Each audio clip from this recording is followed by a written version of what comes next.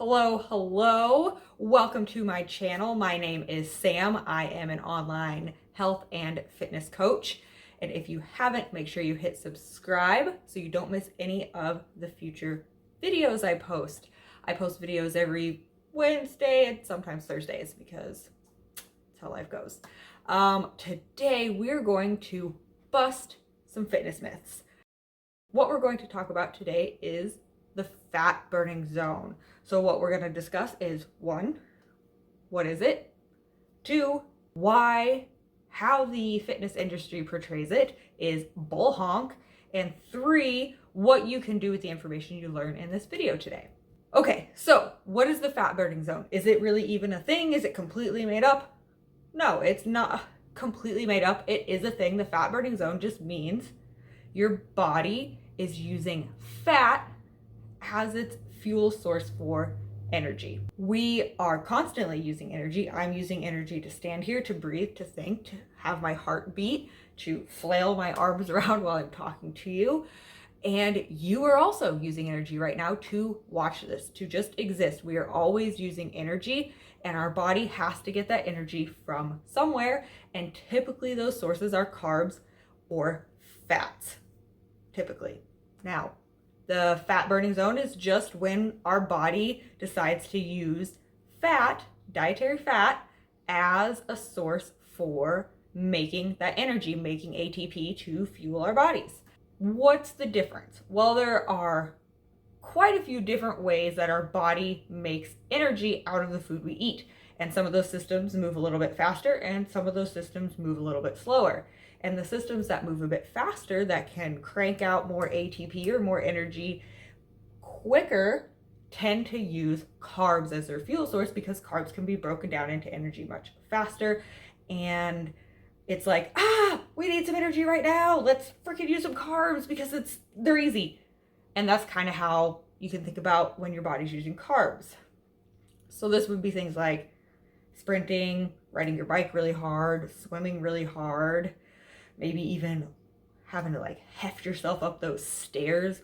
And then our body also has systems that move a bit slower to produce energy, and it likes to use fat as this energy source. It likes to pull energy from fat when it's using these slower processes because, 1, fat packs a lot more bang for the buck, but fat, it takes a lot more work for your body to get it from fat to energy. So it likes to use fat when you're moving a bit slower and the pressure to provide energy isn't quite so intense. So it's more like, we're a little chill right now. Let's just use some fat for energy because we have the time. So why not? Right now, I'm using fat for energy. Well, the majority of my energy is coming from fat. It's never going to be exclusively one or the other completely. So just keep that in mind. But it's when you're doing stuff just like living, when you're walking, when you're at lower intensity workouts, so maybe like a hike or a long, slow jog, or even just like a leisurely bike ride, you're going to probably be using a higher percentage of fat for energy for those types of activities. And also just when you're hanging around like this, or when you're sitting watching this video, or when you're sleeping, typically you are going to be using fat as fuel. That's what the fat burning zone is.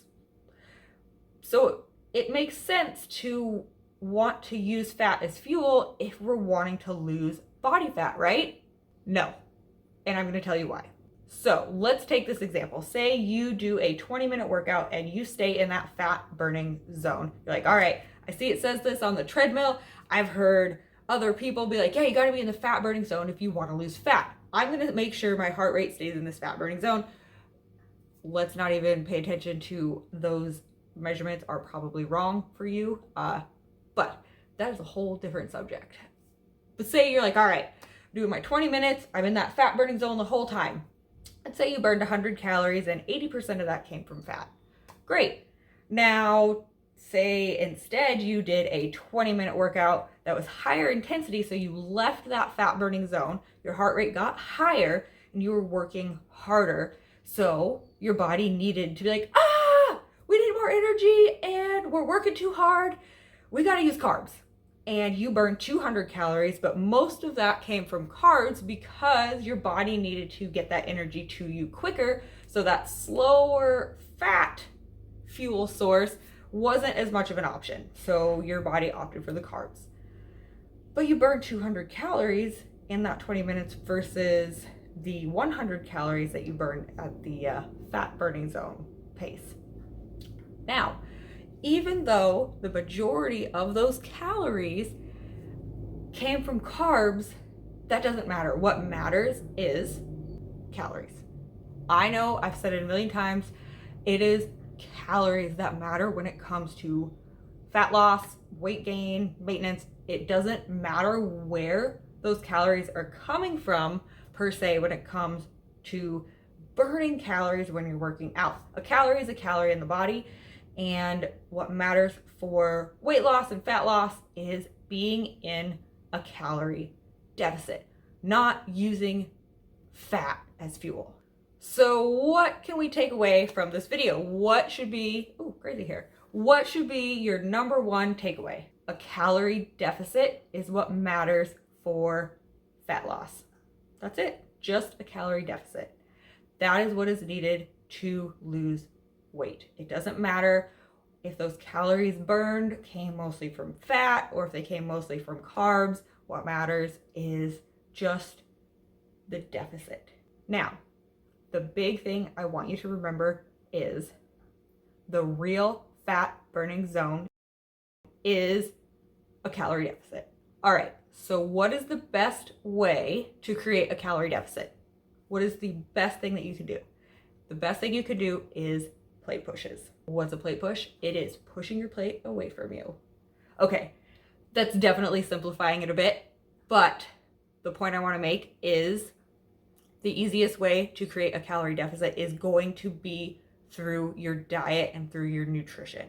That's where you have the most control on your calories because you're controlling how many you're consuming. It is very difficult and much harder to control calories out portion than it is to control the calories in portion of calories in, calories out.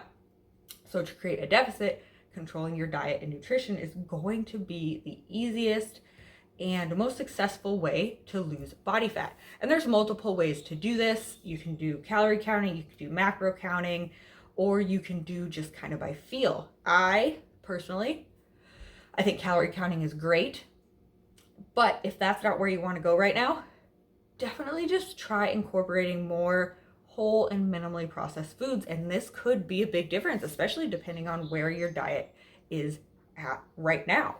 So more whole, minimally processed foods is going to be and should be a staple of your diet. That should be the biggest portion of your diet, with a hard focus on getting enough lean proteins like chicken and fish and getting in tons of fruits and veggies. Always a good idea. Exercise is important, and I would really like to shift away from using exercise as a way to burn calories. I would love to be in a world where exercise was the whole purpose would be to increase health and increase fitness, or improve health and increase fitness, not to burn calories. That calorie burn, I would love to live in a world where that calorie burn is just like, oh, that's just a side effect that happens from improving my health and improving my fitness.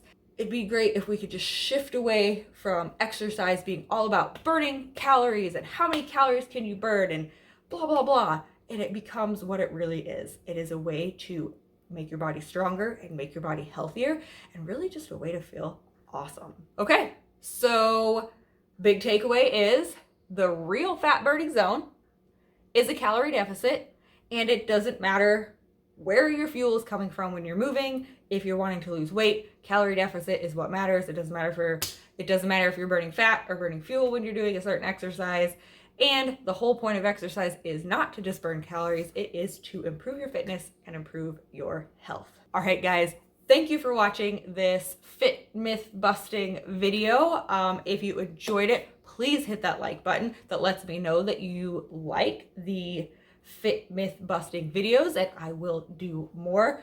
If you have any questions, any comments, any concerns, please drop them down below and I would love to answer them.